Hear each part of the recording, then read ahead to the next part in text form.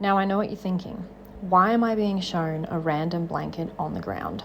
But this is actually a pretty important story, so you might want to listen in.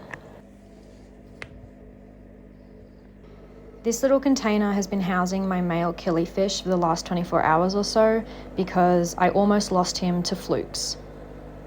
3 days ago, I actually lost his mate to the same infection, and I just didn't catch it quick enough, but I've been able to jump on it quickly this time once my male started showing symptoms. He has been in a solution of 2 grams of salt per litre of water to kill off the gill flukes, and now I'm adding him back into the tank so that I can treat the entire tank for flukes with a medication called parasite. Even though there was nothing on his body that made him look sick, it was really his behaviour that told me flukes were actually the cause. Instead of swimming around happily and staying away from the surface of the water like he normally would, he was spending 90% of the time at the surface with his fins clamped and barely moving.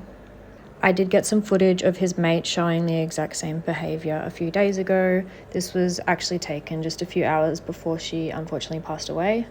And I'm pretty upset that I couldn't work out what was going on with the female soon enough to save her. So I'm making this video to hopefully help anyone out there that might experience the same issue. So here he is, only about 5 minutes after adding him back to the tank.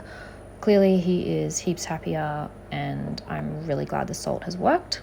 However, even though I have also salted the tank at a lesser ratio of 1 gram of salt per litre of water to help with any flukes that are still in the tank, I do want to use a medication that will eradicate them to a greater degree than just using salt would.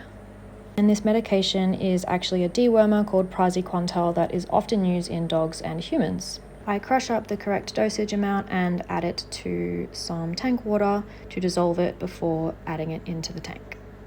Another really important thing to do if you're treating with any medications is to add extra aeration. I will be adding 2 air stones to this tank because it is quite long. I'm also turning up the flow on the filter to maximum. You have to do a tank and filter clean after 48 hours and redose after 7 days, but I am quite confident that this will work. I am glad I worked out what was going on in time to save my male, and I hope that this can help anyone else out there who keeps killifish.